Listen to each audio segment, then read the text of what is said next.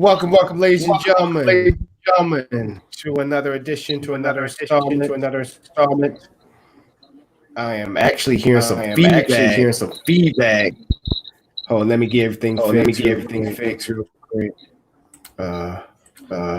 First of all, the regular cast character that's on here. Once I get this off the screen. Okay, here we go. Hello, everybody. How y'all doing? Doing good. Oh, that's We're good. doing well. That's good. Now, first of all, how was y'all weekend? By the way. It was wonderful. Oh, that's good. Easy considering I had work, but easy overall.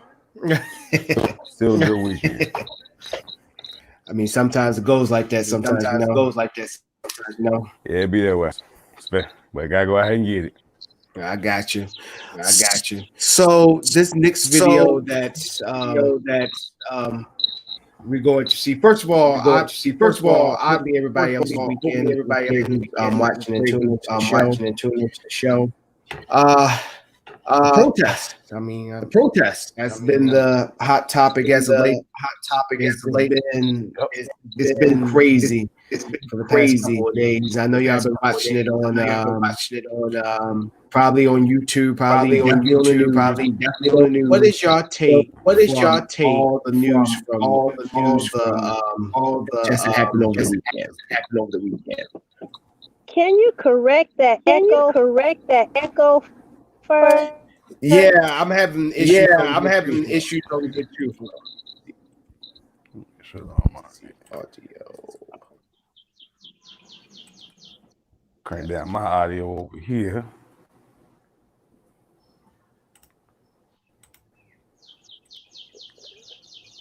Should we all put on headphones? Is that better? Yeah, I got my headset on. Oh, it's bad. Okay, yeah. Sorry, my freaking laptop was acting dumb. Players mess up. I take that blame. That was on me. All right. Going back. So, what is your take from the protest? What y'all seen over the weekend? Sorry, what you teach. Well, here in my city, they've had several protests, even a candle light service. Actually yesterday evening, where they asked everyone to come out on their porch and light a candle for 8 minutes and 46 seconds. So that was an individual thing, but what I've been hearing, there were several protests all around the state.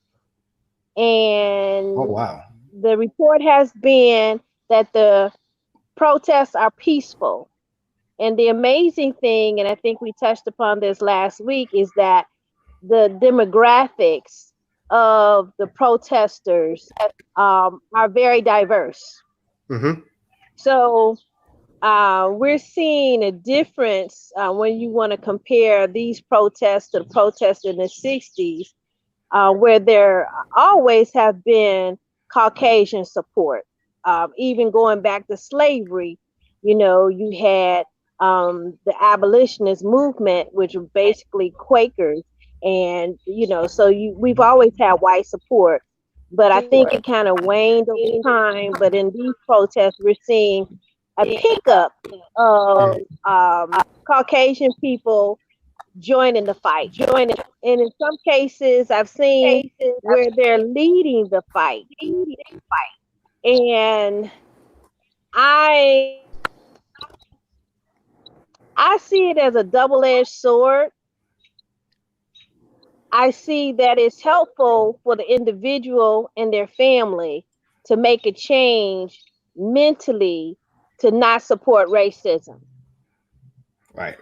Mm-hmm. And the other part of leading the protest, they're making it their thing. And I just want to get the message out to African Americans, any other minority, that you should always stay in front of your fight, because it is your fight. When other people get in front of you, it's no longer your fight, it's their fight. And it diminishes the value of what you're trying to accomplish. Okay. All right, Mr. Beast Johnson, what you got? I pretty much agree with Teach on that. North Carolina, like I know Greensboro, Raleigh, and Asheboro and Durham, off the top of my head, have been doing consistent protests, like protest day. So in most cases, you got like 3 to 5 different protests going on, state at one time. I do agree with her as far as it being a double-edged sword with the lighter presence out there. Because like I said, we need to be the ones control the narrative, like Briggs says, and to have them out in the front still gives them that control. And like she said, this is not their issue. This is our issue. So we should be the front runners. We should be the main key points. Okay. Something that we're actually going through. Also, one thing I forgot to say about that front. Oh my God, I'm losing it again. But it was controlling the narrative. Yes. Oh, validation. When they go out front, then some people tend to say, okay, well, now it is a valid protest.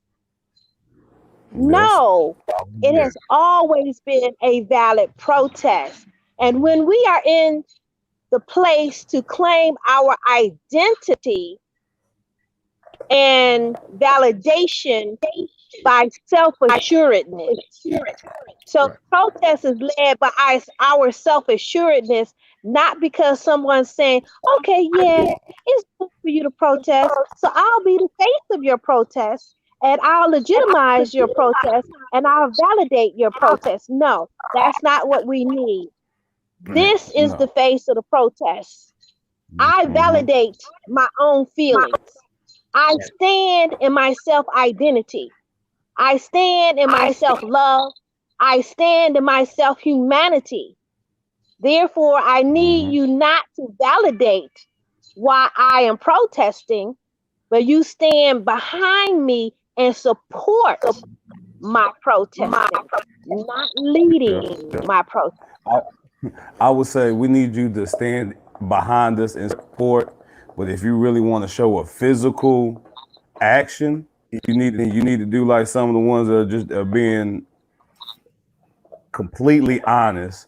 There's a meme going, little girl that has a shirt that says, "If they start shooting, get behind me."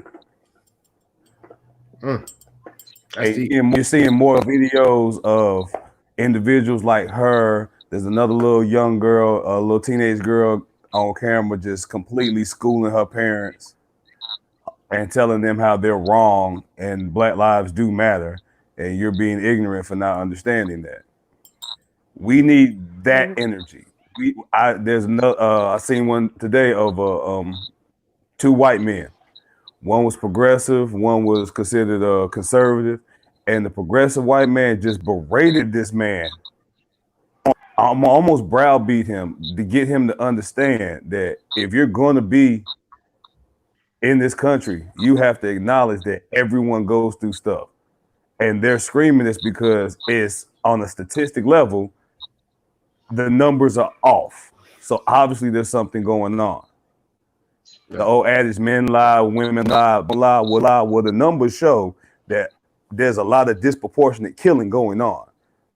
So if you just want to look at the numbers, it's still showing that Black lives need to matter. And as he referred to, we need conservative rednecks like you filling in the gap, screaming Black lives matter. That's what I need from the white people that want to get out here and protest. If you really want to show that you're in support, this is what you need to be doing. You need to be shown, not trying to control the narrative and not trying to set up protests where you're the main talking point and you're pretty much the MC. No, We need you out here with these shirts. We need you out here trying to school your own people, just like we over here doing the same with ours. Right. And I agree with Exactly. both of y'all. I agree with both of y'all exactly what y'all were saying. So, Teach, I gave you a call yesterday that I was at the protests and all that. And the atmosphere that was there was very peaceful. So for anybody who's sitting there saying that, you know, it's a lot of looting and a lot of rioting going on, I'm here to tell you that it is not going on. It is not happening. They are actually out there in solidarity. There's a lot of white folks that's out there, and also I saw other ethnicity. I saw Muslims. I saw Asians out there.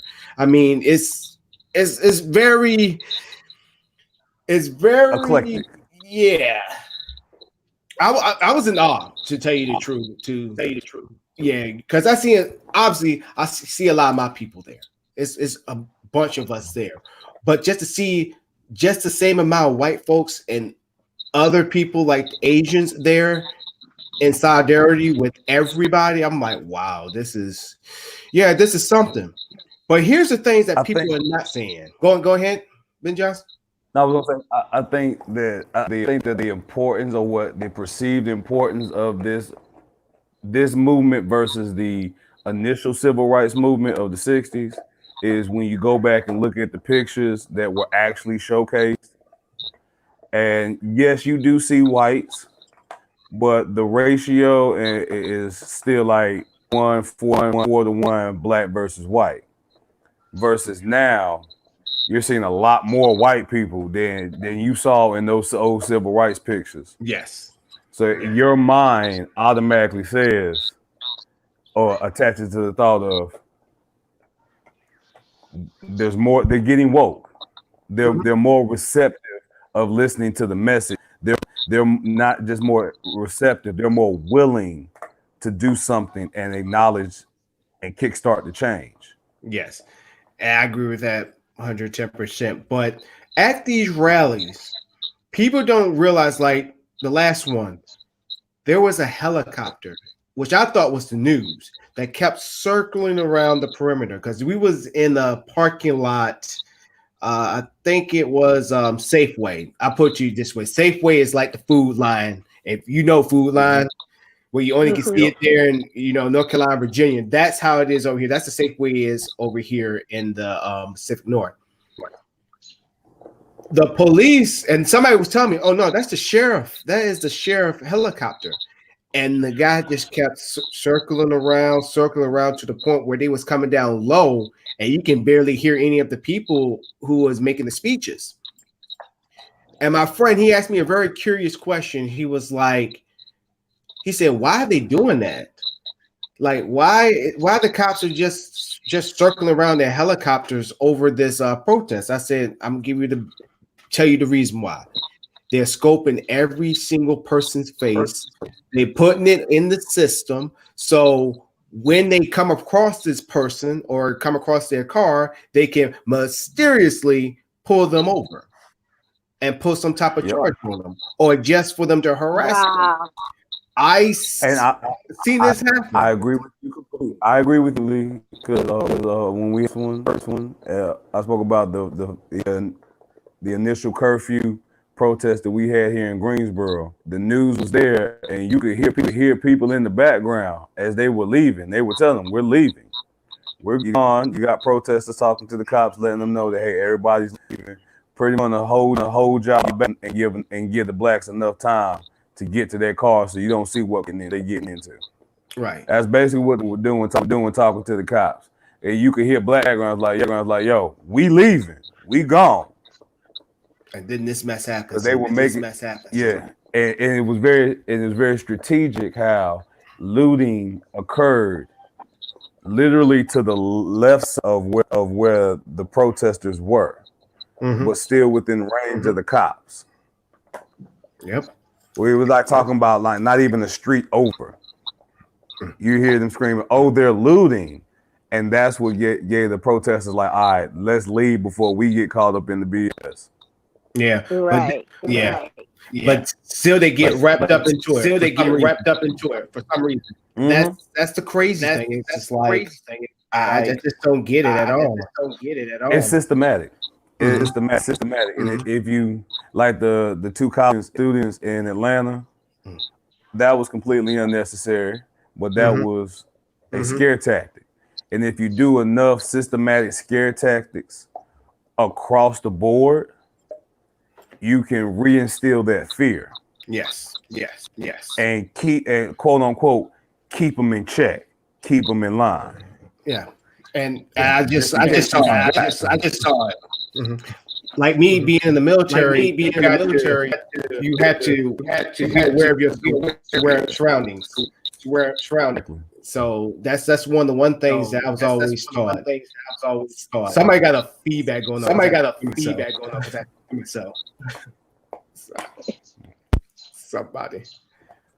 Let me see. Test 1, 2. I'm good. Yeah, I'm good.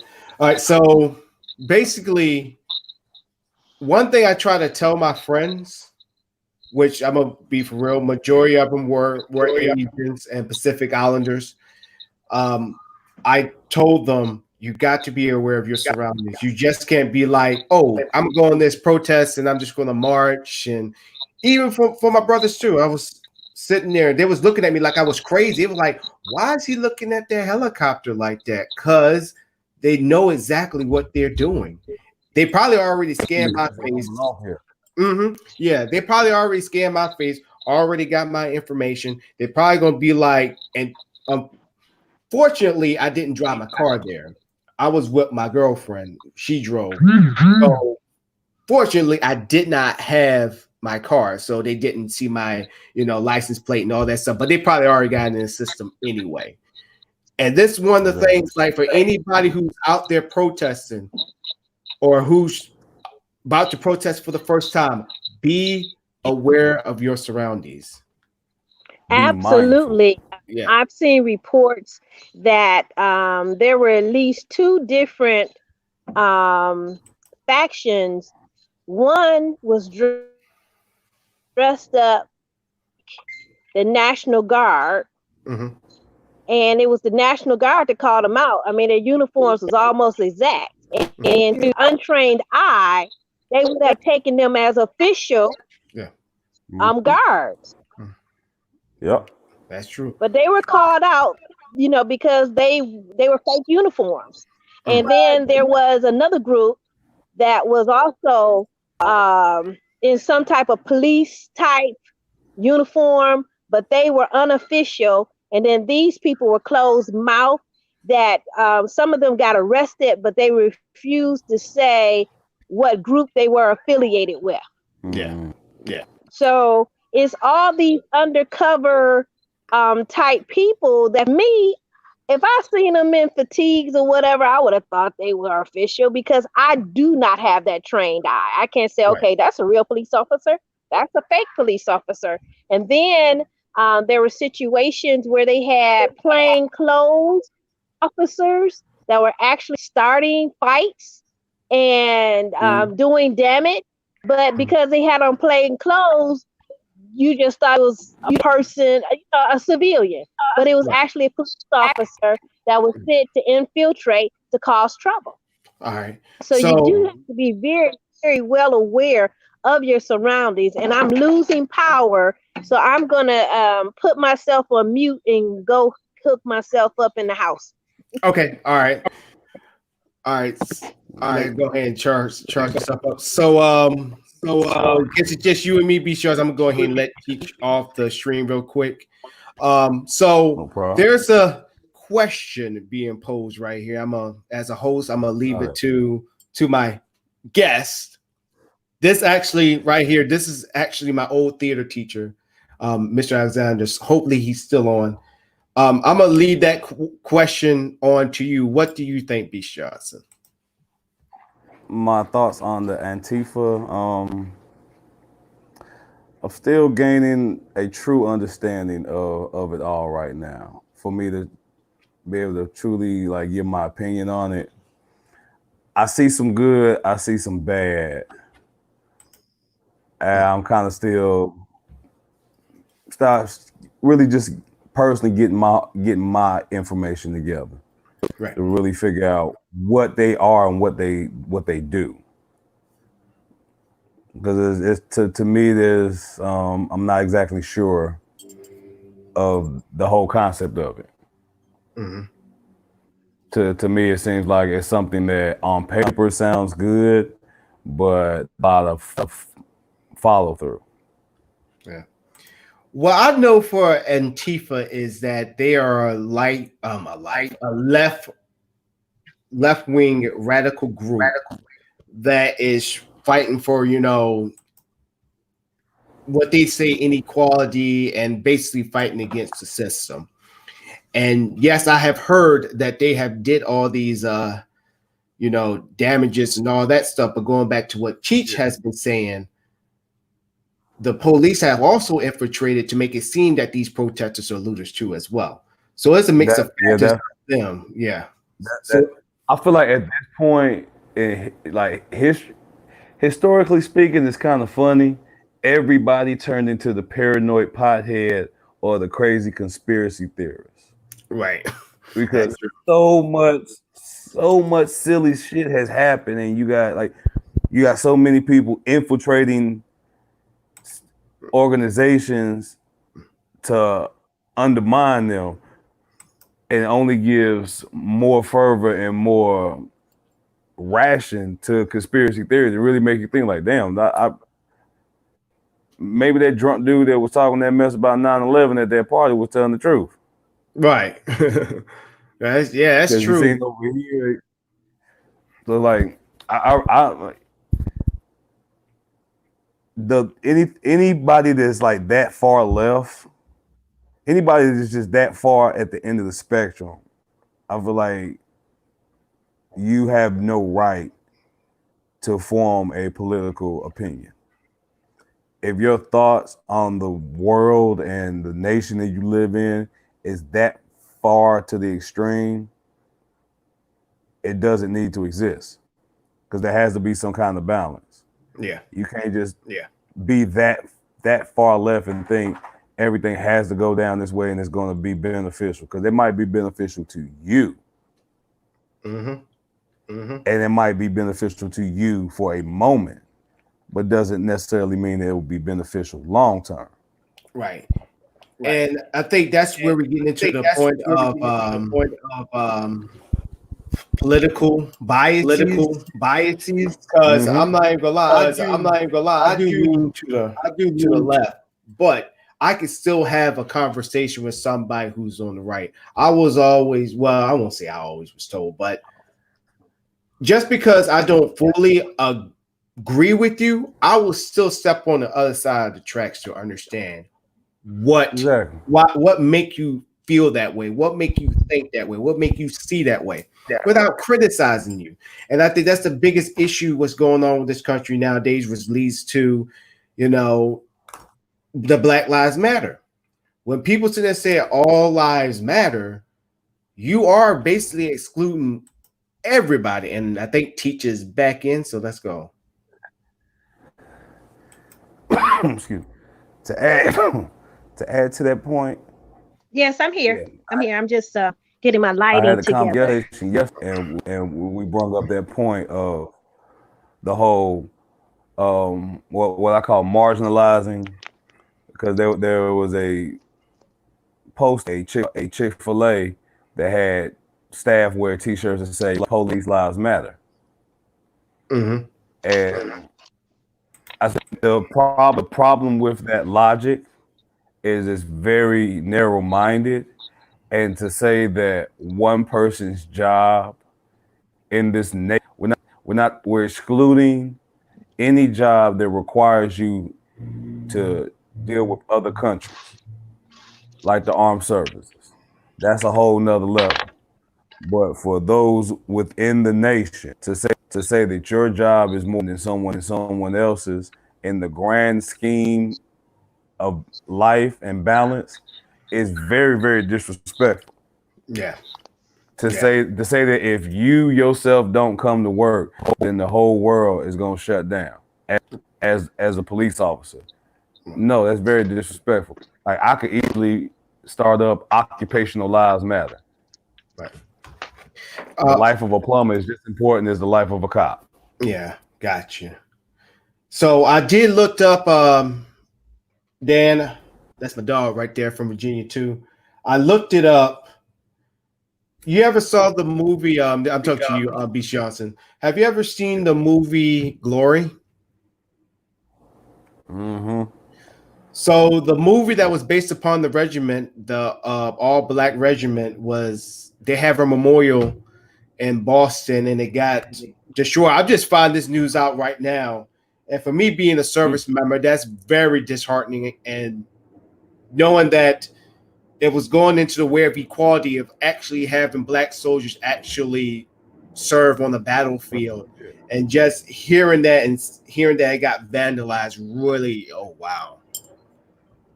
It hits a spot. Yeah. Wow, that's crazy. Hey, thank you for the pulling up the story, Dan. That's crazy. But that's we right had a moment to hear somebody to face the somebody.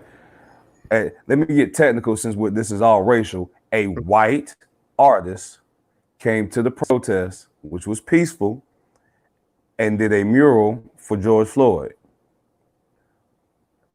And that white artist had her artwork defaced by white supremacy or supposed white supremacy, because this happened after the curfews. So it could have easily been an officer with the orders to spray paint it and make it look like it was some skinheads or some racist people did it. But like all these different actions, they just paint a picture of ignorance. Like why would you go that far and waste that much energy for something that counterproductive? Okay. Well, Teach, welcome back. You got your phone fully charged? It's not fully charged, but I have it on the charger, so I got some juice going into it. And if worst case scenario, I pulled up my laptop, so if I have to switch, because it seems like the power is still going down. But anyway, one of the things that I want to touch on is a lot of negative energy, okay, with the artist going and creating a mural and then someone coming behind it with just as much passion as she painted it to deface it. Mm-hmm. That is, I wonder, if for me, I can't imagine just seething in hatred so much that you're only programmed to destroy. Your program is not to fix. It is to destroy, to decimate, to annihilate. And a person with that frame of mind, that programming is set to human targets. And that type of mind falls into the category of diabolical. Right. And they're devoid of compassion, empathy, and things that connect us all as humans. Now, I was moved. I put up a post. Someone, I don't know who did it, but you know how Facebook is. You can just take it and claim it as your own, on your own wall.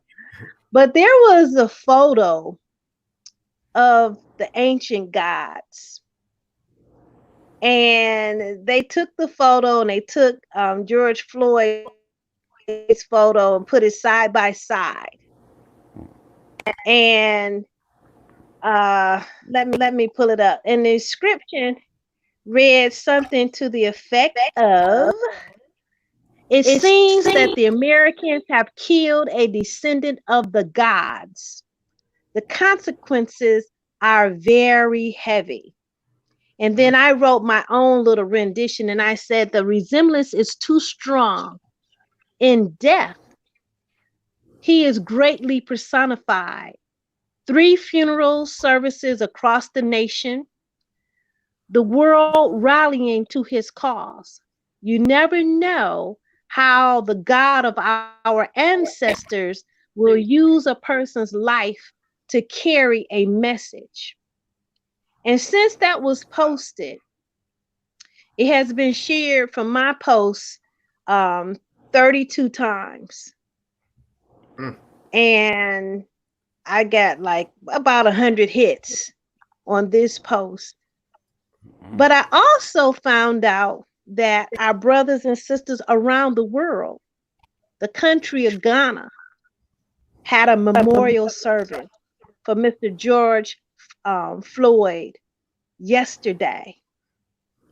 And in Syria, where their city is just decimated, their country just decimated, on a decimated building or bridge, or I don't know what the structure was, but the remnant of it, they created a beautiful mural of George Floyd. Wow. Different countries are protesting in his behalf. So my question is, and this goes back to Erykah Badu's song, where she says, how does the line go? Intellects do not believe in God, but they fear us just the same. Okay. So I don't know if you can go to my page and pull up this picture. It would be nice for the audience to see. I sure will. But the outcry, this man who was basically nobody, he had a big heart, but in his death, he became larger than life. And people are saying that he's the Black Messiah. Or they're asking the question, is he the Messiah? I would call him the quote unquote straw that broke the camel's back. So yeah, that's what I was thinking. Because I got into a deep conversation about Breonna Taylor, because you have a lot of Black women that feel as though she was shot in her home, which is just as tragic, and she's not getting coverage. Like, with respecting her. But what you have to understand is, as Black people, especially Black 21st century in the year 2020, we have centuries worth of pre-programmed death and pain, to the point to where we're so desensitized by it genetically that we have an initial age that must fill up before we as a people are truly hurt and angry, unison. Because I asked the question, how many people had to get choked out and die unjustly for them? Go back to Emmett Till. How many Black folk had to die before Emmett Till? Before Black folk and before the nation got mad? How many folk had to die before slavery? How many folk had to die on the boats? How many folk had to die just to get us on the boats? Yeah. There's been so much death within that you got to fill that gauge up in. This is our generation's Emmett Till. I'm gonna keep saying it because this is that one death that polarized the whole nation. The death so unjust. It was so wrong. I don't care how you feel about it. Your eyes and just hear that story. No matter what color you picture, that death is just wrong. Nobody deserves to die like that. I don't care what you did. You don't deserve to die like that. Yeah. And to add on to what you're all saying, go ahead, Cheech. When I refer to him as the Black Messiah, messenger, I will give you that. Yes, I will agree. He is He is the messenger personified.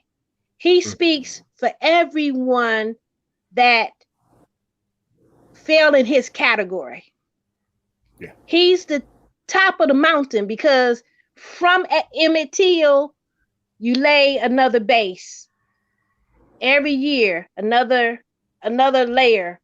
The next year, another layer, another layer, another layer, another layer, another layer, another layer, until we're at the top. And when a volcano, it lays dormant for years until the conditions are just right. And when that volcano get just right, it erupts. And that's what I mean when I refer to him as the Black Messiah. He is that erupted volcano. He is at the top. And because the volcano built to so high levels, like the highest mountain is what? Mount Kilimanjaro. Mm-hmm. Okay. It can be seen for how many miles? A low mountain, you can see it visibility 10 miles out. The higher the mountain, the greater the view. So he reached international proportions because of the people like Breonna Taylor, Tamir Rice, Mike Brown. But he went international because this problem is a worldwide problem. And even thinking about Malcolm X in this regard, when he was in the height of his day, he was fighting for civil rights. But at some point in time, he realized that he had to go on an international stage and bring awareness to what was happening in the United States to elevate the fight to human rights. And this is exactly where we are. Human rights worldwide. I've been hearing conversations from other people. And in one way, it saddens me, but it kind of reinforces some unspoken truths or beliefs about our people on the continent. And I've been hearing things like, well, we have a problem in our country. Let America take care of themselves. Americans are just lazy. Racism is no big thing. I don't even know why they're trying to make a big deal out of it. And when I hear things like that, it takes me back to the longing that I know that my first ancestors on this soil had to be rescued. And you see the schism between those on the continent and those that went away from the continent. And it's the same attitude. It's the same attitude. And so internally, we have a lot of work to do because we do not see George Floyd, a single individual that has been murdered wrongfully. We see him as the collective mass of people that have been murdered. Yes. Yes. And you have to see him like that. He represents everyone. This was the one that was fully caught on tape. Mm-hmm. This was the one where it was not a violent crime. And I even came across a video where this guy dissected several videos, the footage from the store, the footage from across the street, and he broke it down. And the footage from the police officers, which has been edited. And all three of them have different dates. One says, or two of them says May 25th. Another one says May 26th. The time, one was like 1 o'clock in the afternoon. The other was 8 o'clock So the time was off, and they showed other vehicles that we didn't see. That there was another vehicle sitting behind George's vehicle, and the police officers came from across the street and walked directly over to George's car. And he asked a question that when the call came in, that this guy had it's two different stories. One, they said it was a bad check.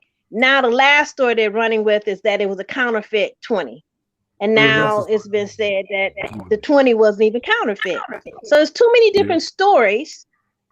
So the two police officers, they're called after George had left the store.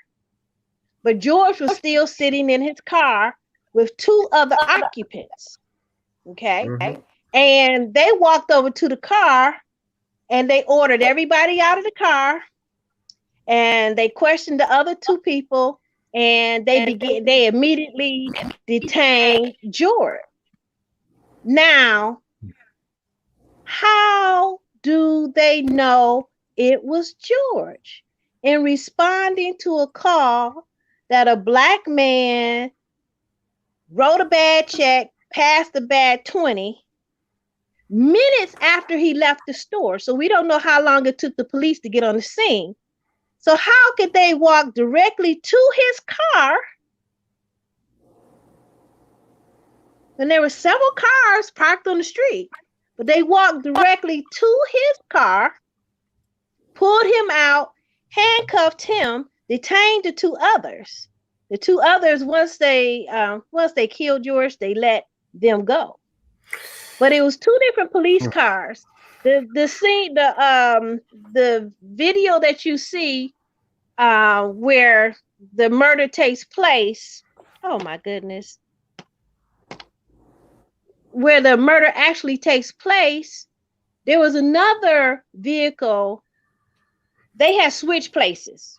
Mm-hmm. So they were playing, police car charade, because there was actually two police vehicles.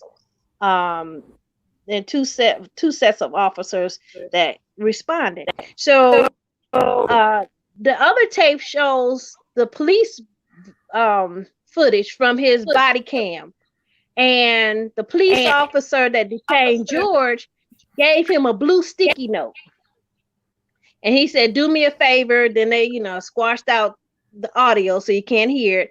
And the man looked at the note, and then he hesitates. And then he goes ahead and get into the car, and that's when he pulls his car around in front where they actually ended up killing George. But when he gets out of the car, he drops the note onto the ground. I wonder what that note said. So if they put all this video together, they would come up with a motive. There was just footage, what footage to go along with her footage. There was footage from the side view after he was actually pronounced dead, and he was completely lifeless. The EMTs that pulled up to carry his body, it was an EMT that pulled up, but sheriff style officers came out. Exactly. With the sheriff. Everyone knows that sheriffs use that brown style color. Sheriff's colors with the vest on and the assault rifles. They hopped out the back and they put him on the stretcher and put him in. So they didn't even give him any medical treatment. Yeah, there was no true medical. So that was fishy too. So why would they have an EMT stand by with sheriffs in the booth? And not real EMTs. If you want me to play, let me play the conspiracy theorist with this whole coronavirus, which is already a conspiracy theory of population control, because it's been spoken on years before it actually came out. The individuals that are speaking about it have already gone on record as being against the current state of the nation and saying that, hey, if we could trim the fat by like 10 to 12% human wise, you the earth will survive. We good. We don't need everybody here. Mm-hmm. And now you have this global pandemic, which was starting to die out. People were starting to get restless. But what's one thing that'll bring everybody out? Injustice. What type of injustice really gets people out? Black injustice. Yep. Let's go kill us a random nigga really fucked up, like, make sure it's on camera and rile these ignorant niggas up, get them together, and then if they don't get hurt or injured, protest or arrested, and we can contain them all in one spot. Now, if you just want to be that person to think that's outside the box, I wouldn't put it past them, especially with everything that's going on. Like I stated earlier, it only makes these conspiracy theories sound even more plausible. Yeah, I'm just sitting back, just getting the game, you know. So, she just getting everything set up, ladies and gentlemen. Let's just let you know that she's not gone. She's just getting her stuff set up. So now I just want to get into this next video, and unfortunately, it was. And I know a lot of people are going to give me flack about this, but I'm sorry. I'm gonna have to call like it is and put it up on the show. I deployed with this individual, and when I seen this video, it disturbed the hell out of me. And it's not a long video, so Teach, Beach Johnson, y'all gonna be doing the critiquing, and I'm just gonna be sitting in the background, and y'all tell me what y'all think. All right, so, and if this person watches the show, let me be perfectly clear. Facebook is a public forum. So when you put something out here like this, you're putting yourself out there on Jump Street. So here we go. Get to it. The VA had to be. They shot people today. The VA had to be escorted out because they were blocking people, making them leave work early today. I can't have surgery because of this bullshit. I'm stressed to the max. The mayor of Birmingham was threatened today that he was going to be gunned down and killed. And I'm over here needing surgery and can't even get it done. It's wonderful because everybody's acting like morons. The police are now getting arrested, not the people. Y'all are making shit go on in the city. No, it's not. It's y'all. No, they're not. Y'all tore our stuff up. Fuck you, motherfucker. How old are they? I have a 22-year-old, a 25-year-old. Starting shit, left liberal motherfucking nutcases.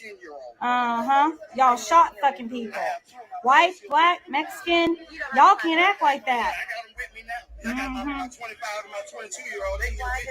Y'all are ignorant. All y'all. Left, liberal, Democrats. That is not peaceful protesting. Shooting and busting up the VA hospital in UAB. Today at 1 o'clock with a bunch of fucking morons. Well, y'all need to just go on. Thank you so much.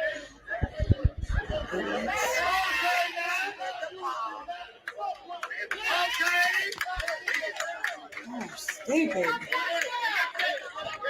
Appreciate it.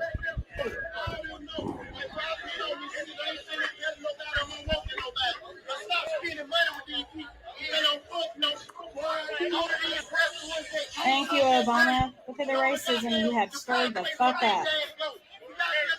Do you see the hostility that you have created when we were just all getting along and forgetting the fucking past?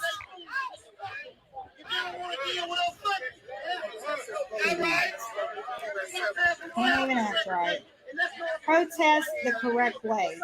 Stop tearing up shit that doesn't belong to you.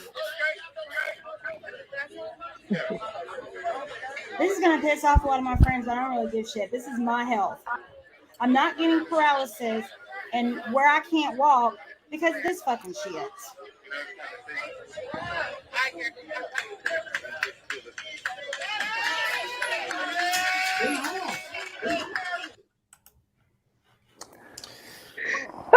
Excuse me. Say that. Say now. Say now. Bless you. I'm hearing feedback. Somebody got their headphones not in or Okay. right. I don't have mines on. Okay. All right. So It's me. all Okay. right. It's me. So, Let me go get. Let me go get. All right, so I'm going to let teach off. So let me make this perfectly clear. When you have something like from a friend, it's disheartening. I'm just going to worry about my surgery. I just need to worry about me going to, the store and all that stuff. And you're destroying stuff. It's those Democrats. Look what President Obama did. This is one thing that I really hate about about the right. They don't realize. What's that? I was agreeing with you. Yeah, because I hate how the right always sit there and say, well, the liberals did this, the liberals did that. And I'm like, okay, people on the right, what have y'all done for black people lately? I don't see not one staunch conservative that is in these protests or at least behind the chambers doing something. It's like how people sitting there saying that this current administration is listening to black folks. They're listening to us. They're listening to our issues and all that stuff. But you blame the left for doing the same as that thing, but they didn't do nothing. But the right hasn't done anything. If anybody can make one thing perfectly clear, what have the right has done for black folks to make our lives better? I don't want to hear. Yeah, go ahead, teach. What has he not done? According to them, Lincoln freed the slaves. And What else do you want? What else do you want? you know what? I have to say that.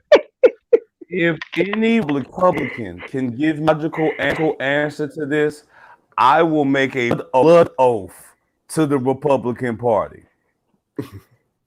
I just don't get it. The great emancipator that Lincoln is, if he is so great, if he's so worthy, why is he on lowest denomination of coins?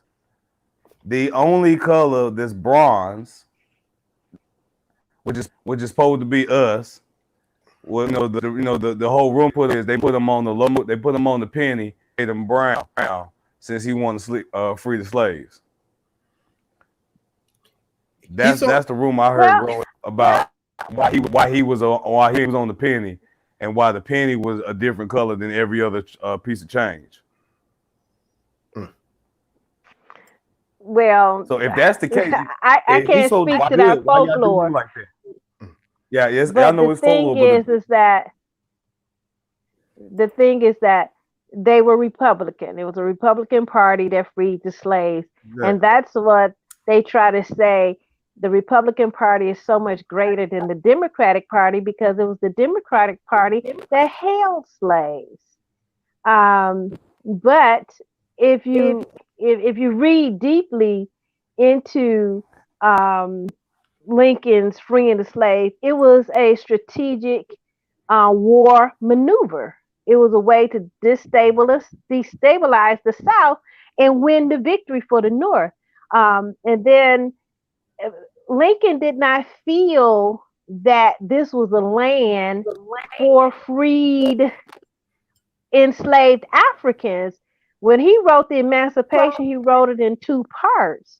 And the first part was, if in fact you take your freedom, you are to leave the border of the United States. He had no plans on allowing freed Africans to run around and establish a livelihood. That was not part of the Emancipation Proclamation. But that part of it failed because it was only 300 people that left. The plan was that if you were a slave owner, the United States government would pay you $300 to emancipate your slave. And they would give the actual slave $100 on the condition that they left the United States. So it's recorded about 3,000 African Americans actually went to Liberia, and down into the islands, be it Jamaica, Bahamas, the Bermudas, and so forth and so on. So the great contingent was, here's your $100, now get out of our country. And but it didn't work that way. Go ahead, Peach. Going back to your original point, neither party has really done anything. Okay. Exactly. But they like to posture themselves as if they have. And the thing is, for us, I truly I can't fit into either party. I don't think either party works for us. So we have two major parties, the Republicans and the Democrats. And most people became Democratic after Lyndon Johnson. It was a little bit before that. It was before that. More around the 40s. I believe it was Roosevelt. Yes. When they came out with the big deal. I mean oh my God, I can't even think. You talk about Franklin D. Roosevelt with the square deal. Yeah, when they came out with this Social Security Act. Mm-hmm. Yes. That was when the African Americans felt like, okay, we're part of this. We can get a pension. And then they still, certain sectors of the society was still cut out of receiving a pension. And that was the porters, the waitresses, and people that had that tip type of income, and dancers. And so a lot of them still could not receive it, and they still had to further file lawsuits in order to take part of the Social Security system. Yeah, I think I'm just, Teach, to speaking on your behalf on why you can't fit into the parties, let me go ahead and make it clear to everybody here on the show. The reason why she will not sway the Republicans is because she will never tap dance. The reason why she won't be a Democrat is because she's too real. So, bam. That's why. But to I add, I knew that's the reason why I like T. Sounds good enough. Yeah. I mean, it's that realness. Yeah. And so, but this is why I'm stumped on. Going back to the video, like it really did hurt me, but then again, it shouldn't, because I have to think about it. I'm like, you know what? It shouldn't hurt me. You just basically showed who you are. You basically showed this is who you actually is. What you've been showing to me for those years when we deployed was just a front.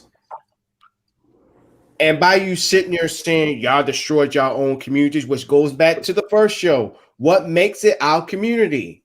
We don't own the resources. We don't own the businesses. We don't own the stores. Everybody felt more sorry for freaking Target and felt sorry for all these businesses, but nobody's not asking the real question. Once again, what have Target done for that community other than just giving a job and a place to shop? And those small businesses, they got freaking insurance. And it shouldn't Everybody matter, right? And it shouldn't matter. Oh, the person was black. Okay, maybe that person who had that black business was just doing what every other business do, making a profit, and that's it. Freaking deliver a service, and he or she is off, gone home. What have they done for the community? These are every questions black that, business. right? And see, people don't ask those questions; they just go by face value.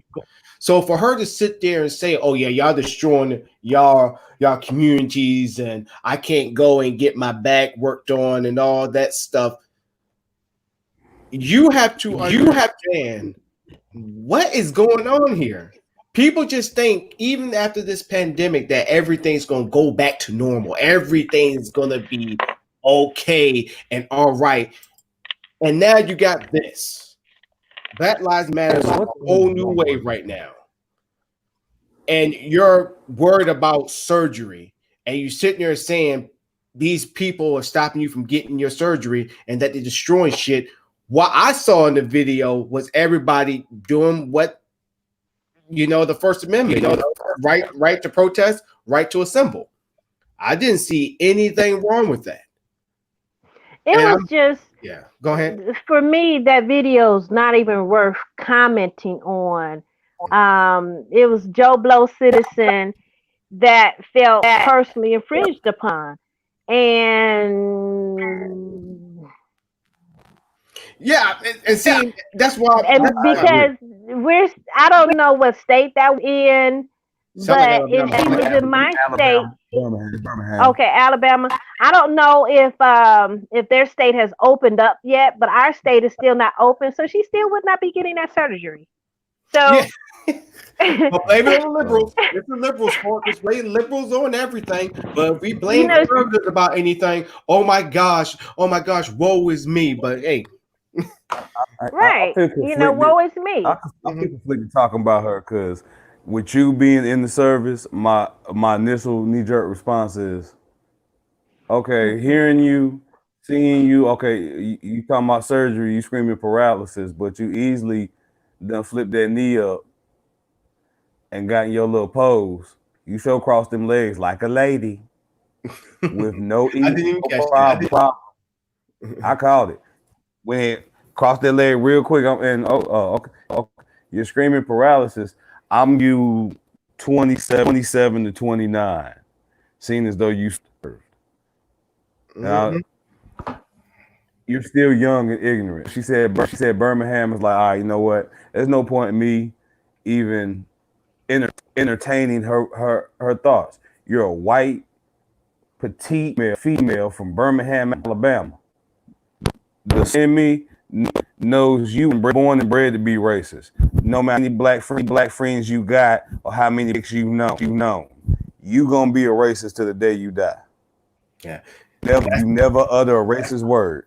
Yeah, that's why you will never see me in the state like that of Alabama or Mississippi. I never will go to those states. Now I know a lot. Now I know I love my people from there. I love my people from there, but I tell you, you ain't get paid good, get out that state. I would never, ever. I would literally get out the military if I ever get orders to go to Alabama. I'm like, you might as well AWOL me because I'm not going. Alabama and Mississippi are one of the most racist states and one of the most richest history of racism. And which, even though I'm kind of going off the cuff of the subject, but it still circles into everything we're talking about. People sitting there root for the Alabama Crimson Tide. Every time I see them play, I want them to lose.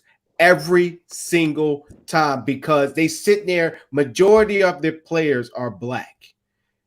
And bless those kids' hearts. They don't know what they got themselves into. They want to get out.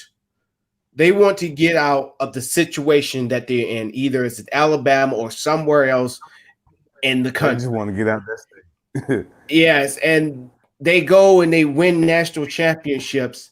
And I guarantee none of those coaches ever preach to them about racism, what they're going to go through, and that this is more than just football. But if one of those players take a knee, I promise you the next day they are transferred out to a different school, maybe to a lower tier school. And that's one thing that everybody just fails to forget. Let me see. If Republicans and Democrats have switched, how the hell do you defend LBJ? Sorry, comment to the comment. You really can't. Yeah. There's no real. You can't defend any president. Let's just be real. You're putting one person in charge of everybody's well-being, the good, the bad, the ugly. Everybody's well-being. Joe Blow, the people at the top, the people at the bottom, and the people on the other ground. You gotta know some things. You gotta do some things. Right. You got to say a lot of stuff. You got to be crooked. Mm-hmm. Mm-hmm. You have to have it. You have to. Like I always tell people, with me being a musician, I always compare music to dope, because it's the same thing. And the dudes out here best dope, they turned out to be the rappers and entrepreneurs, because they know how to get out here and hustle it, no matter how crappy of a actually might be. Right. So, which leads to this video. Mr. Bragg, he actually this video and not watched it in full, and it actually burning right here in my brain. It was terrible. I'm gonna say two words, because I see a lot of my Facebook friends be posting this female. I'm not even gonna call her a woman, not even a girl. This female on their Facebook to justify what happened to George Floyd. Candace. Oh, please, no, that's no. So my ears are virgin, and I have refused to hear anything she has to say. Oh, geez. I refuse. She said she don't even want to hear I it. refuse. Look, I'm pretty much like with her, because here's the thing about this girl. From every picture I have seen, all I see is coon. And the funny thing about her is she is like the side of the coin. There's a famous comedian by the name of Aisha Taylor. White people married a white. She makes jokes about it, but she's still a black woman. Right. But she's that black white girl. She's that black. We know she's black. She just grew up around nothing but fucking white people. So white people mannerisms and attitudes and shit. But she's still black at the end of the day. The opposite would be Candace. Yeah, she might look like one of us, but ain't shit by her one of us. Yeah. One cousin in your family that share your last name, but she don't act like nobody else in the family. Like, just because you got my last name don't mean you really. You know, the crazy thing is, I was actually one conservative friend of mine. I'm hearing feedback again. I'm hearing feedback again. Yeah, I'm hearing it. I got people over here. Fireworks. They've been doing that. Oh, okay. My neighbors have been doing that randomly. I guess their solidarity of the protest. Oh, gotcha. So basically, what the point that I'm trying to get at is, I was on the mission in San Antonio, and I actually sat with one of my conservative, battle buddies. I do more listening than giving my views, because my interviewer comes out. Y'all should already know this by now. So when Candace Owens came up, he was like, well, she makes, basically in a nutshell, he was like, she made a lot of sense. She was saying all the things that we were afraid to say, and what do you think about her? My actual response was, in my head, I wanted to say, because she makes you feel comfortable. Because all the things that she's saying, it makes you feel comfortable, like, you're not one of them. You don't want to make everything about race. Thank goodness. Thank you. And that she's just pandering more to their issues rather than black people. She has not said anything constructive on how to improve Black relations or the community as a whole. Yes, she did have freaking what's that, Black Sit or whatever you want to call it. She had that, and she had and all that stuff, which I mean is great, but she's talking to a minority of Black folks that think similar, maybe even exactly the same that she does. These are the same handful of Black folks that made it out the bucket, who's sitting there telling everybody else, pick yourself up by your bootstraps, that's living in the suburbs, that is probably working alongside prominent white people, and just going on from there, made it. And then when it comes down to helping out your fellow brothers and sisters, we'll look down on them and be like, LaQuisha, no, you're not joining, you're not coming over there. And then just sitting there, people who actually need public housing, who actually need SNAP, and just looking down on them, sitting there saying that's the only thing that you can depend on. That's the only thing you need and use. This is Candace Owens. She's afraid to go, I think in a nutshell, and event that she went to where it's not majority of her people.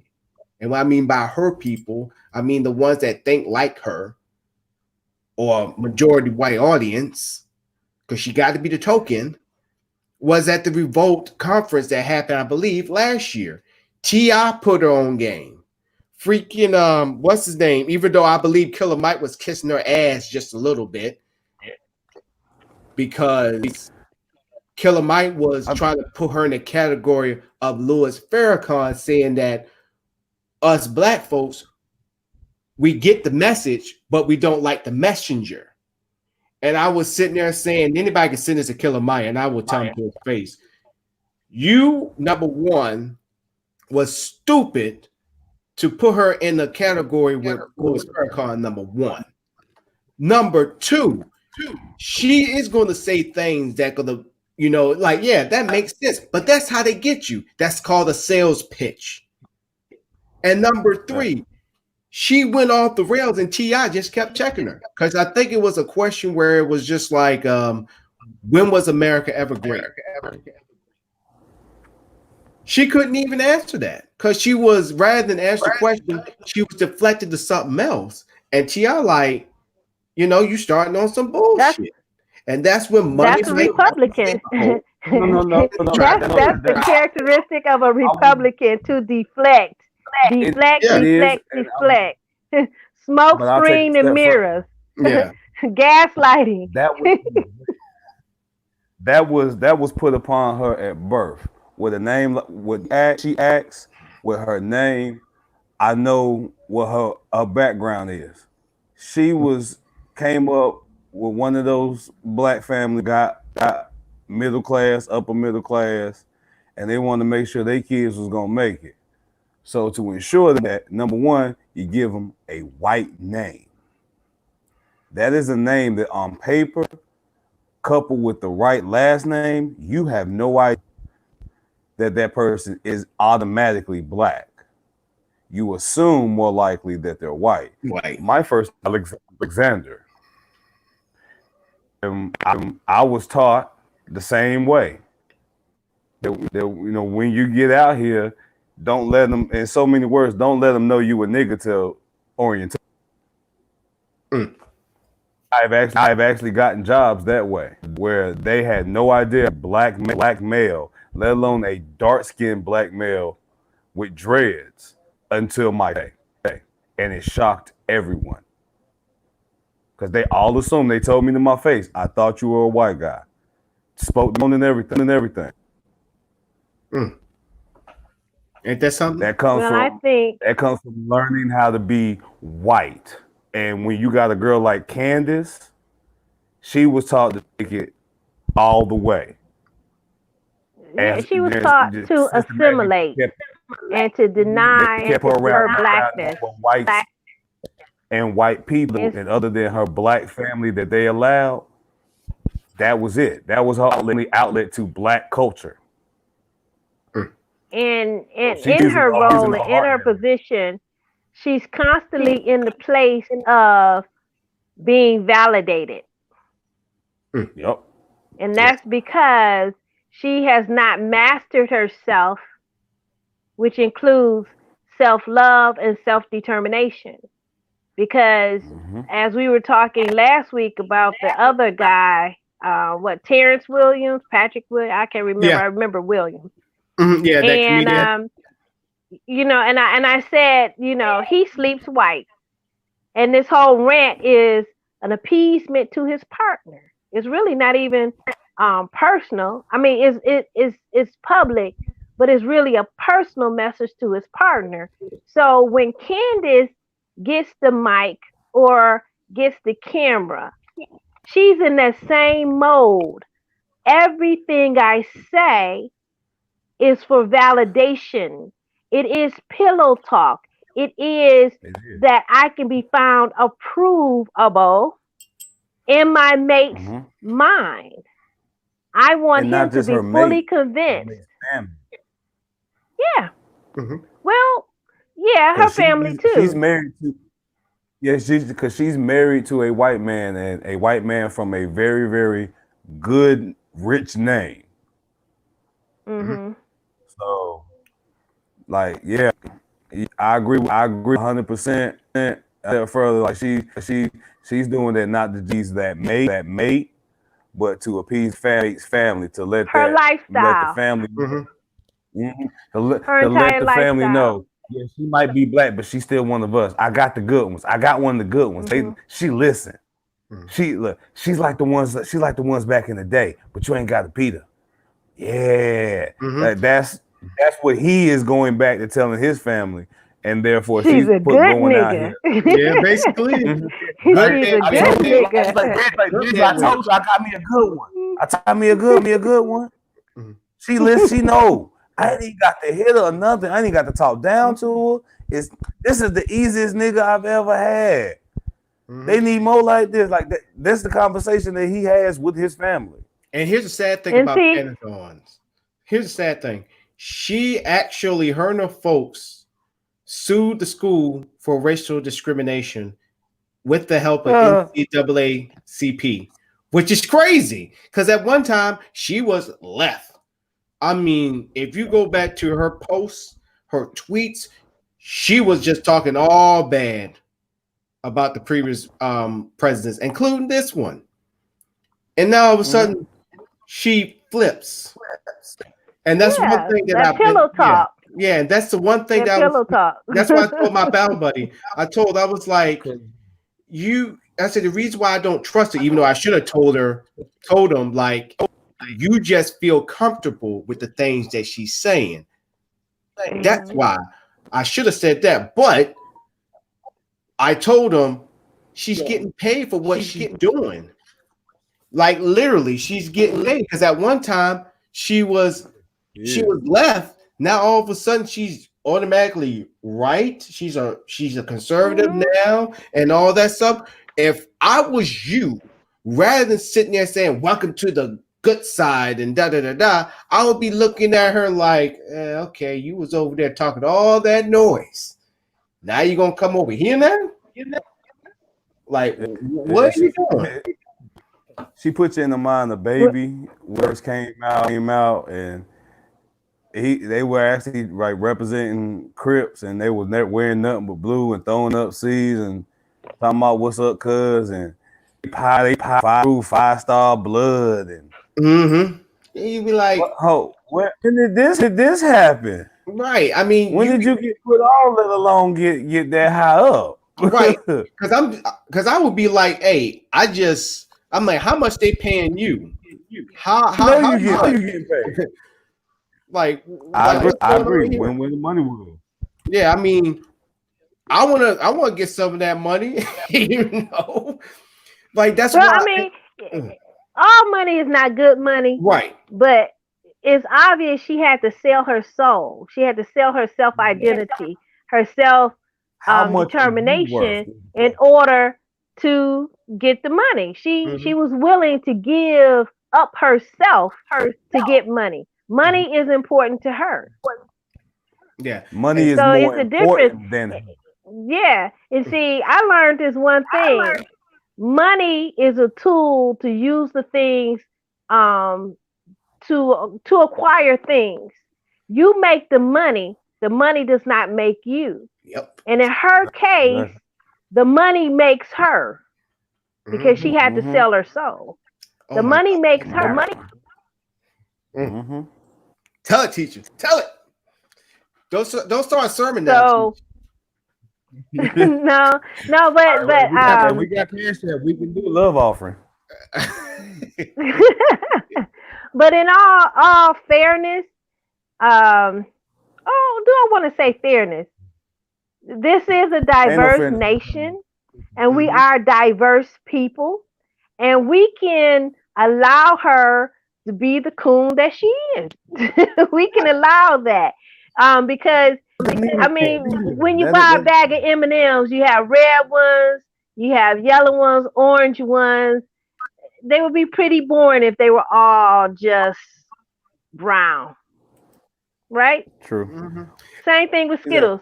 So she can have her opinions, but sometimes it's just detrimental when you're thinking about a collective process of how you want to go forward as a collective. Right. Sometimes individualism kills the collective or kills the mobility of what the momentum that the collective could have. Right.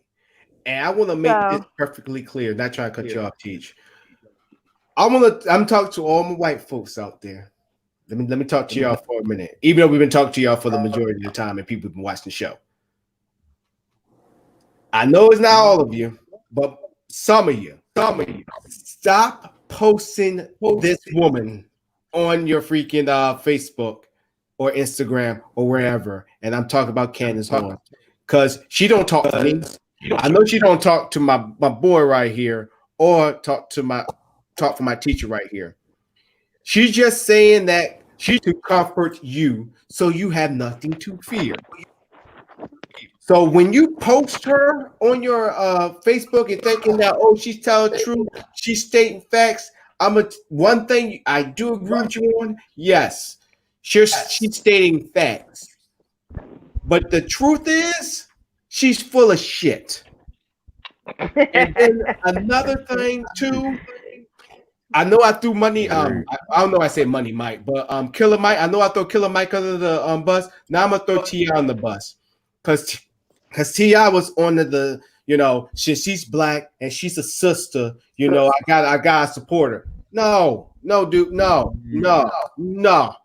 If she's not down for the cause or at least listening, where you coming from, and she's still spewing that bullshit, you can't take them all with us. You can't take them all with you. She's been a lost cause. She's been a lost cause. She is just that anchor that's gonna hold your boat down while everybody else just sails on by. She's that one friend that always, every time you have something positive going on in your life, she will find 10 negative things to say about it. And guaranteed, the moment they announce reparations for the descendants of the enslaved Africans, she will be the first one, and her husband will be the first one. Oh yeah, honey, we can use this money, and it will not be a handout. She'll be the first one to get her money. She'll get her money before you or I will. Yeah, and here's and see, the sad thing about that is knowing how black folks is in general. They will be open heart. We forgive you. Come on, then. We did, and then now I'm talking to my folks. Now I'm talking to my people. Stop. I ain't that cousin. Forgiving. Yeah. Stop being. I ain't that cousin. Yeah. I'm that cousin in the family that's gonna look. Hey, I ain't. Yeah. I hope you doing better, but you still ain't shit. Yeah. I still love you. Yeah. I mean, you still ain't shit. You don't forgive. That's our biggest Achilles heel. No. We give. God, as in all religion and all spirituality, you are taught to forgive. What you are not taught to do is forget. God one that forgets. He forgets your sins. He ain't tell us nothing about our sins or the sins of our trespasses. He says, forgive those that trespass against you. He ain't say forget why they trespassed against you or how they trespassed against you. He said, forgive them. Don't forget. And that's what they're trying to force us to do. They're trying to force us to forget it happened. No. If the Jews can't forget, if the Syrians can't forget, if any other nationality or ethnicity that has dealt with genocide and has been acknowledged as dealt with genocide, they can't forget. Why we got it? Right. We don't have to. And more importantly, we do not have to. Bitch, why am I going on? And I'm the same religion that enslaved us tell us to forgive. But what does forgive mean? Forgive means is to appease. It means to clear out. It means to set at ease. So if somebody killed my brother, why would I want to set them at ease? Why do I want to clear their conscience? That is the energy that they created. And for me, that energy stays with them. Their conscience is not my business. Their actions is not my business. Why should I use any energy to give them something to ease the evil deeds that they have done? That is ludicrous. It makes no sense. I have good energy. When a person kills someone, they have bad energy. So why should I take my good energy to clear their conscience of the evil that they have done? Have you all heard of energy vampires? Yes. That's what this falls in the category of: a person asking or accepting and receiving your energy to make them feel good, to make them feel good about what they have done.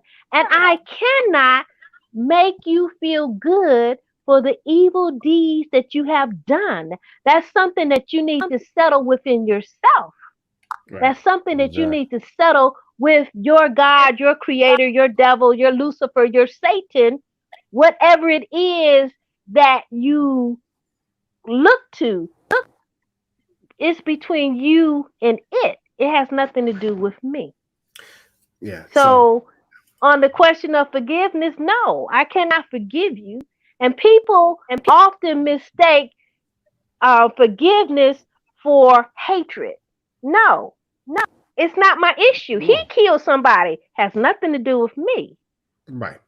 There you go. So I don't hate him because he killed somebody. I'm an outside bystander looking in. He killed that person. I didn't have anything to do with it. So you don't have to give anything of yourself to a situation that does not pertain to you. And then people say, well, if you just hold it. No, I'm not holding it in. Because it's not even in my energy field. Right. Exactly. I can't allow it even in my energy field, so I don't hate him. I'm not holding anything against him. He's just like that person that lives in Alaska. I don't even know them. Right. How many people do you know? Right. So if he's killed somebody, he has killed someone. But so many times people like to intermingle and interject and overlap and confuse what's going on. And the fact of the matter is that person killed a person. That's their transaction. I'm an outsider looking in. I have no energy to interject into that person's life. None. Right. Because it doesn't pertain to me. Right. But to go a little bit off subject, I saw Dan. He said Thomas Sowell. If I said his name right, he's too conservative for me. His one not bad economic. If I say it right, but like I can't rock with him. I like Robert Rich a lot better. So that's off the side. I was just talking to him about it. But yeah, you got people like you gotta bring up what's Dominant Silk. You know, you gotta bring those two girls up. I remember they were trying to make them so credible. They literally had them go to the freaking Congress for a hearing because I think it was for Facebook kicking off a lot of conservative people off, which I thought was hilarious. And Candace Owens was also part of that panel. But you had those two women who actually had a show on the Fox Nation on the app, and they got kicked off, which I thought was hilarious. It truly funny. But are we coming into a time where we have people who will sell their soul for money, knowing that they're not all about the things that they're talking about? Is this a new career path? No, it's not a new career path. It is one of the many beneficial curses of technology and living in the media era where there's so much access to video and audio and video and visual recording. A lot of the things that you say can get to kind of context, and places you are can be spun in a certain light if the right image is taken, which only causes individuals like these to just become more apparent. They've always been there. It was easier to hide amongst plain society back in the day. Now everybody's connected, and I mean speaking, you can't hide. It ain't gonna be for too long that somebody that your true nature and your true intentions get shown. Throw the camera in front of you enough times for long enough, everybody gonna know who you really are. Because you can't hide that in front of that many people. Right. Go ahead. I think in the case of Diamond and Silk, they're just average citizens. I don't know what their professions were before they got into the limelight, but they're just average people they picked up off the street and turned the light on. That's all. And that's the thing. They're just average people. They didn't have any position. They didn't have any power, no prestige, nothing. They were just willing to say that they advocate for Trump. And so they were able to climb, quote unquote, the corporate ladder. They found an opportunity and they took advantage of it. So because of their platform, most intelligent people do not take them seriously. Yeah. Now the average people like them, they might like, hey girl, yeah, Diamond and Silk, you my girl, yeah, you know, that. Yes, they like, oh, they roll with Donald Trump. I'm gonna roll with them. So they have a certain level of appeal. How wide and vast it is, I don't know. But yeah, I mean, so they were picked to. I think one of the listeners said that they were picked to, basically recruit others.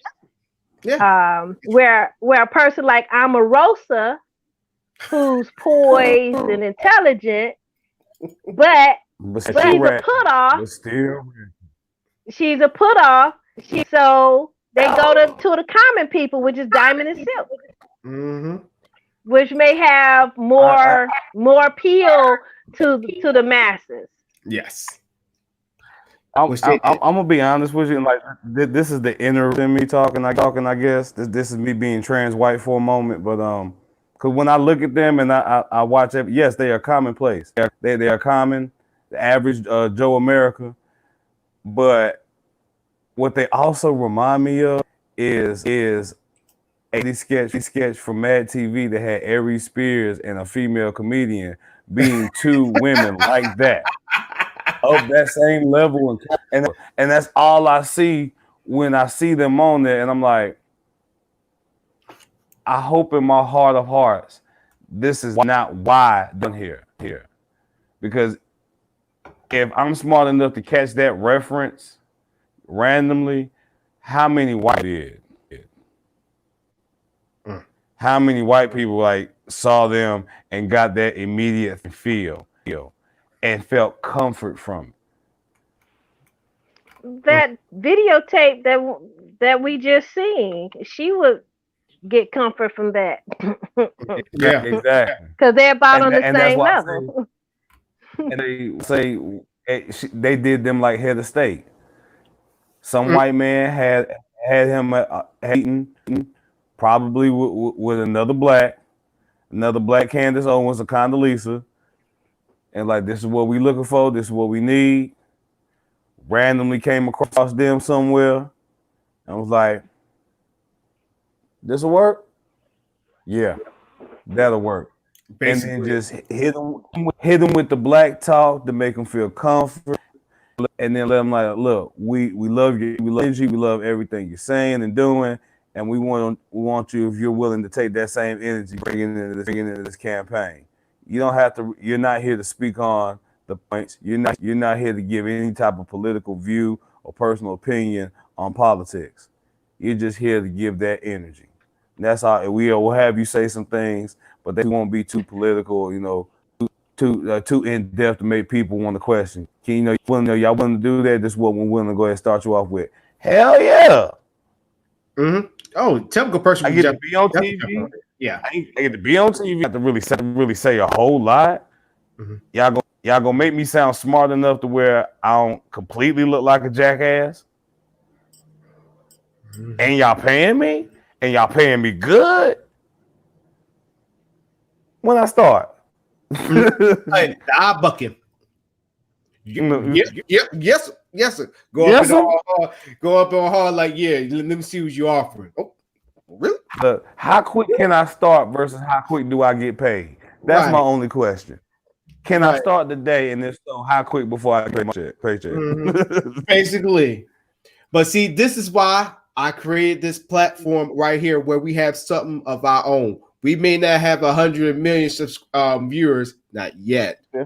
But this is why we got something like this, because we don't always have to go to a YouTube. We don't always have to go to an MSNBC. We don't always have to go to a Fox News. This is the only time where we have people, which is great. We have different races watching this show, and we can have a conversation, but also get our take, our expert, I won't say opinions, because you know me, I don't believe in that opinions bullshit. Statements from our view standpoint. How many politicians actually listen to the people? And this is also another reason why we have this show. Now, I was going to respond like a politician, but give a truthful answer. Politicians listen to people, but what people are actually able to talk to those politicians? Well, that's a great question. They're not, like, we don't really get a chance to talk to them. We might get to ask questions. We might get to say, hey, and spout out a comment, but we don't get to ask the talking we're doing right now. Who actually has that opportunity? Right. No matter how briefly talk, it's those individuals that are putting themselves in those positions. Right. You have to be in the position to do it. And it's something that you just simply have to do. When they have a function, they have a town hall, show up. Mm-hmm. Show up. Got you. You gotta show up. That's what we as people, we as the people. If you want to beat somebody, beat them at their own game. You want to beat white folk, be white. Mm-hmm. Do everything that white people in a white manner and see the response. When people see me, they see nothing. When they hear me, they hear nothing but black. But let some shit jump off and I actually have to call the police. 911, what's the problem? Yes, there's a disturbance across the street from my home right now. I live at 123 Avenue. Only on my porch right now, and I see would it be three individuals. It's dark, so I cannot give you a correct identification as far as race, but they appear to be. I will give you a full white man description and not be racist and have the police over there in less than 10 minutes. That's what we as a people have to do. We gotta do that. Because like I said, there's nothing sweeter to me as a black man.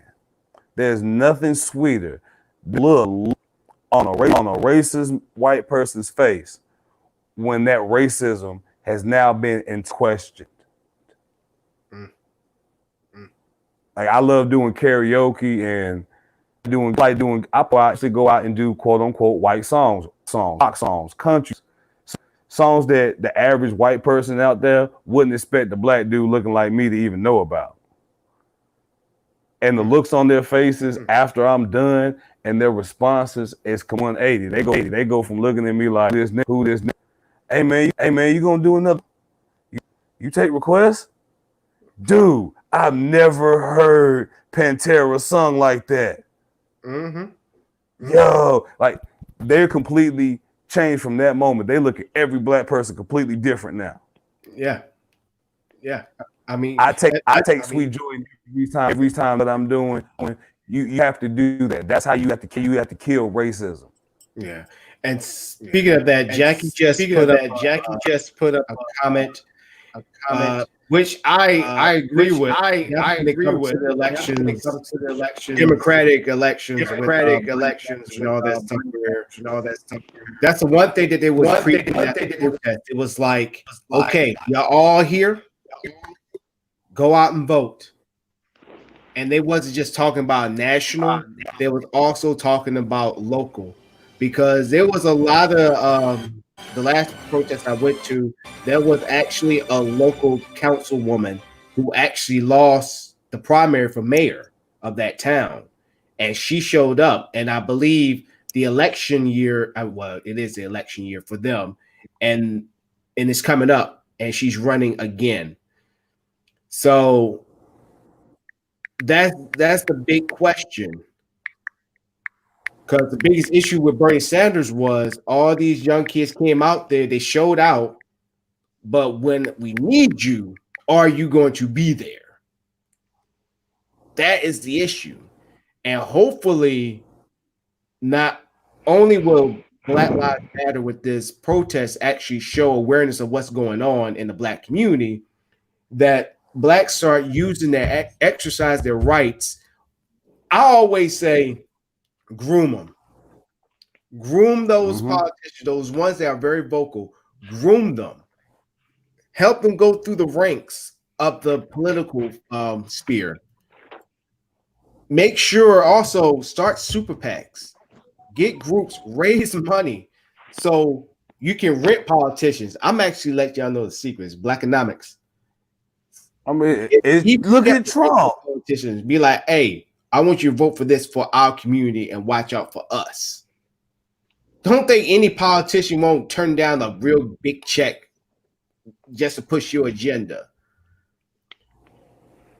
But we got to do just more than just going out and just, we should go out there and vote, but it should be more of a power base, of a foundation on how we get our points across, one, and then number two, holding and owning the resources. So honestly, I feel like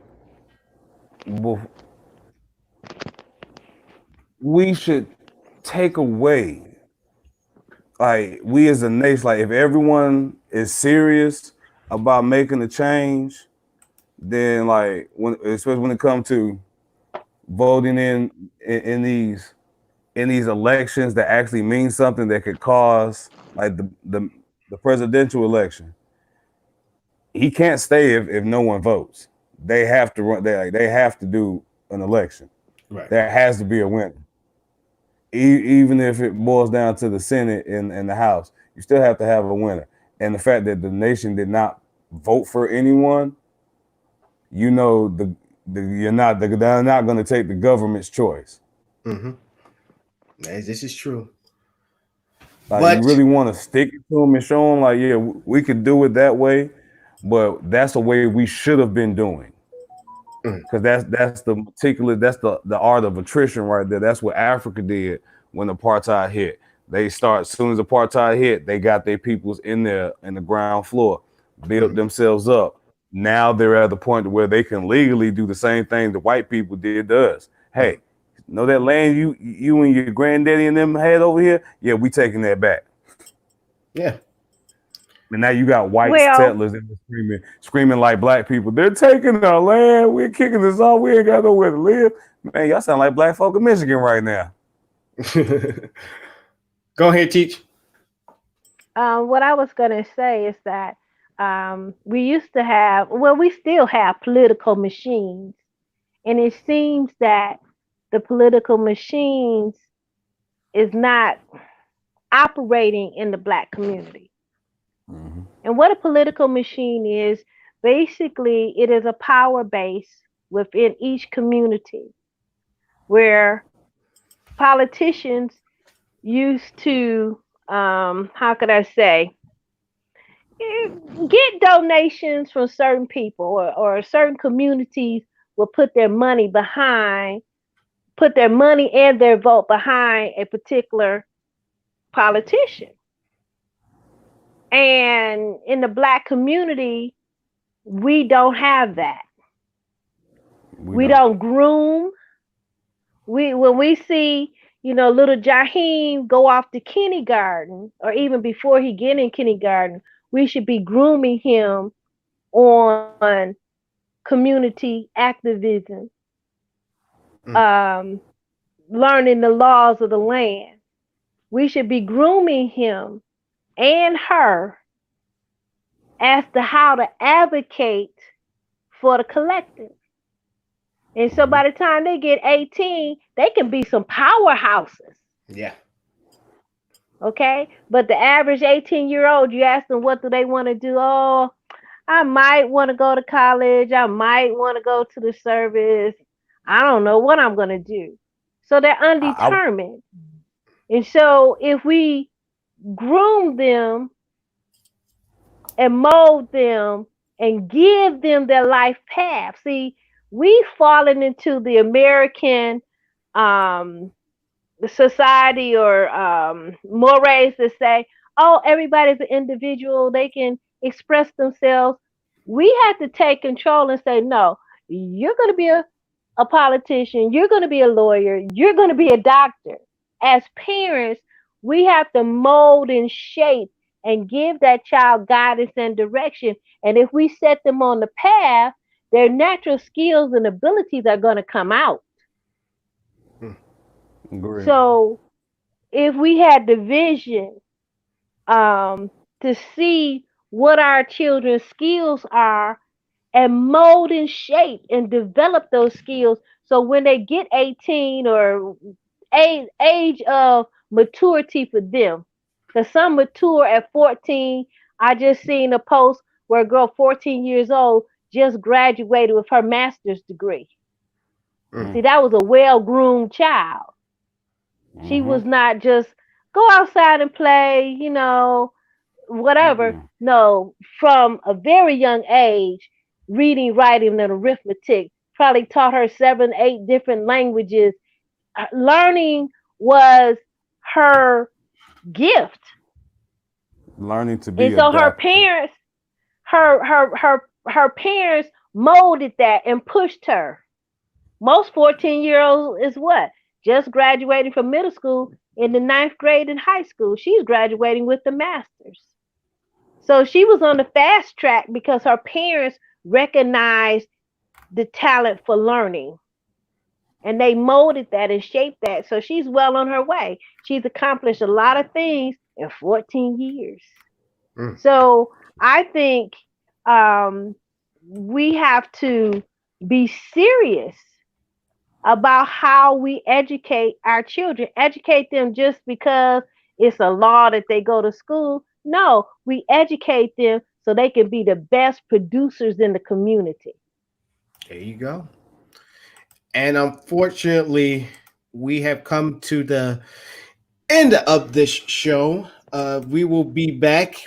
Like I always ask, are y'all gonna be able to come on Wednesday? Yeah. Teach?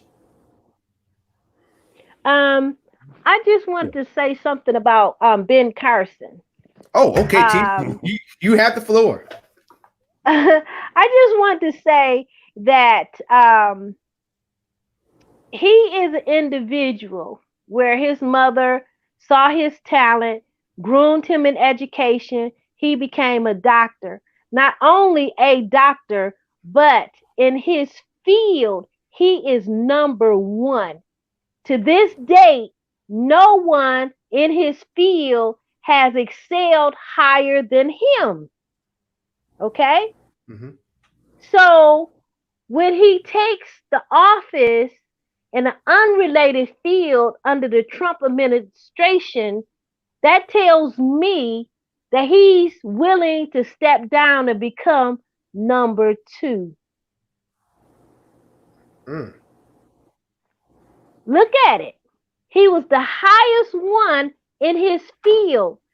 After he performed that brain surgery, nobody else has been able to break higher in that particular field than he has. So he is numero uno around the world, not just in the United States. That is a very high position. Nobody has been able to exceed him. But for him, that wasn't good enough. So he accepted a position that makes him look like a clown because he doesn't know the field. You see? You see, he traded off. That's how he sold his soul. That's how you sell your soul. When you're in the number one spot, no one can come close to you. But then you step down off of your pedestal. For what? Thinking it'll take you higher, but actually took you lower. It took him lower. Because now he's lost the respect. As the doctor performing the brain surgery, he had the utmost respect. But now people, they still respect him. I won't say they disrespect him, but they don't respect him as much. He has put dirt on his own glory. Yeah. And not to mention he put his own foot in his own mouth plenty of times. Exactly. And it's just terrible. If I can give a message real quick to black people watching this, to white people, is the message of Marcus Garvey when he told us that we should go back to Africa. In this new climate, I see why, and the reason why is sometimes to show how much you're worth, you have to take your worth away. And take that value away. And he saw it then. The only way these white people gonna really respect us and take us seriously is not if we leave, but not just leave. That's what they think we just gonna do. We're not just gonna leave. We're gonna leave, but we're gonna take all our talents, all our inventions, all our assets. And we're gonna take all of them and reinvest them back into our original community, being Africa. Give them what they want. Give them what they want, not the way that they expect it. It's called the devil's deal, and he knew that. And that's what we need to give them. Yeah, you want us to go back home? Fine. We'll go back home. But when we go back home, we're going to legally take everything that black people have been given credit as creating and inventing. If we did it, we're taking it back. You can either pay us a lump sum or we take all the rights back. Either when we leave and everything we came in here with is coming with us. That sounds like reparations to me right there. Boom. Hey, that's the option. You want us to leave? We'll leave. This is what we're going to do. Right. I just sent you that link to that post. I really want you to put it up if you can. Okay, hold on. So people can see the picture. You know what? I'm going to go ahead and I'm going to show that right now since we're on the tail end of the show. Let me go ahead and Aim for that. Because it's a very symbolic picture. Let me see.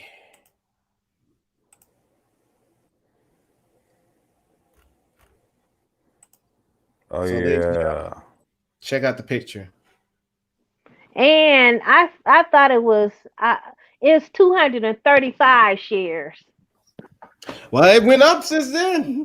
I mean Yeah, that picture just shows you how deep our connection to this world is and how powerful we as black people truly are. Like you could throw dirt on our name all you want to. Eventually, you're gonna have to pick that dirt up, and we're gonna come back.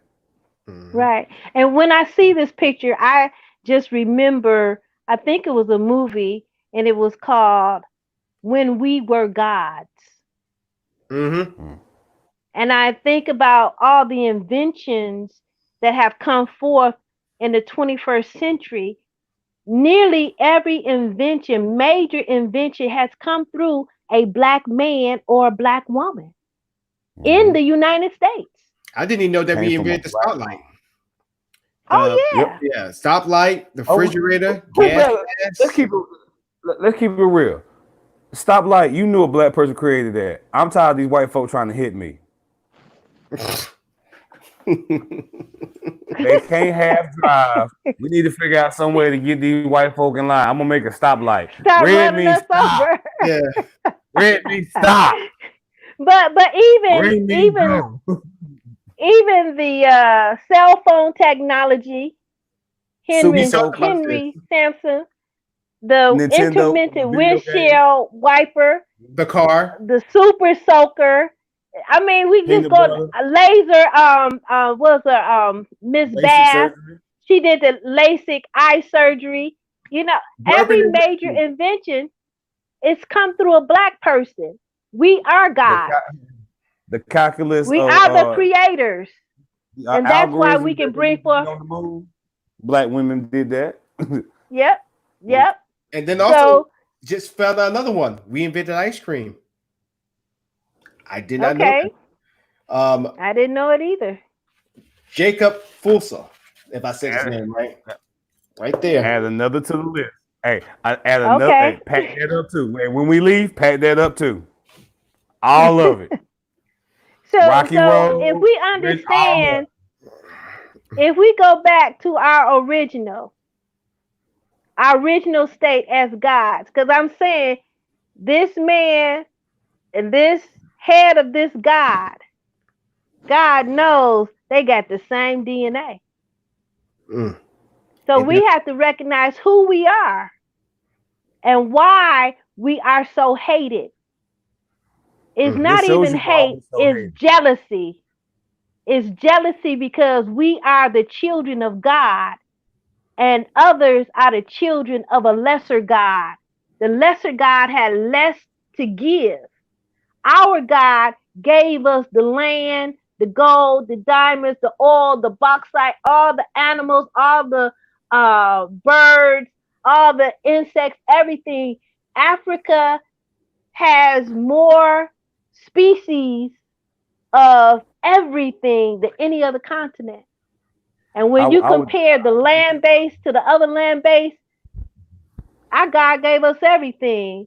Their God didn't have anything to give them but barren land, rocks, and caves.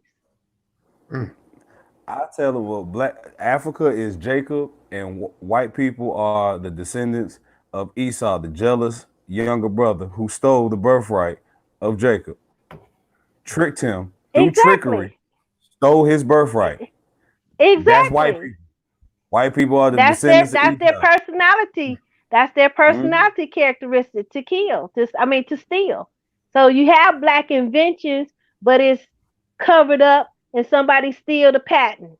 How many times did that happen? So yeah, you're exactly right. If we want to go with that. And speaking of that, we are going to end the show on that. So Tisha, will you be able to come in on Wednesday? Wednesday, sure. All right, cool. This time, hopefully, I get off earlier next time. So I apologize for the late start. But, ladies and gentlemen, for all the statements and all the views I've been saying on this show, this is real as it gets. To get our side, to get our view. We're not here to call anybody's feelings, but we do want to hear your thoughts and also to get an understanding as well.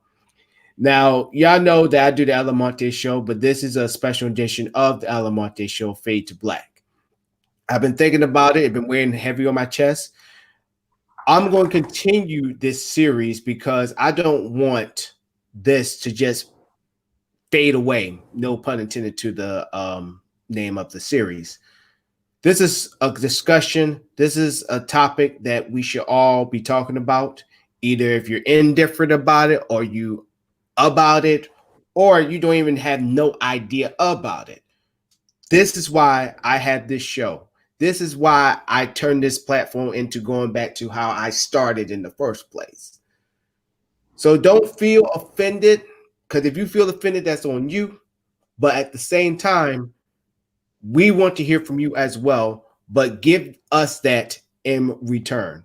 I appreciate having my Cheech on here. I appreciate having my boy Beast Johnson. And I know Brad, he has some important endeavors that he had to do, but I know he eventually will come back on the show. But this is us. And I'm not talking about that show on ABC, but this is literally, this is us. This is America.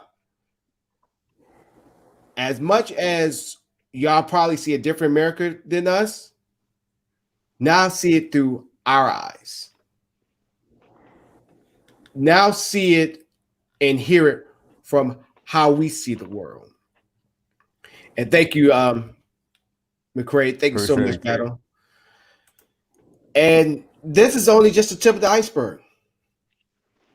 And this series ain't gonna go until all of this get addressed. And I will have more people on this show as well. So don't think it's just gonna be just us all the time. We're going to have other people. I am trying to reach out to thank you, Dan. Thank you.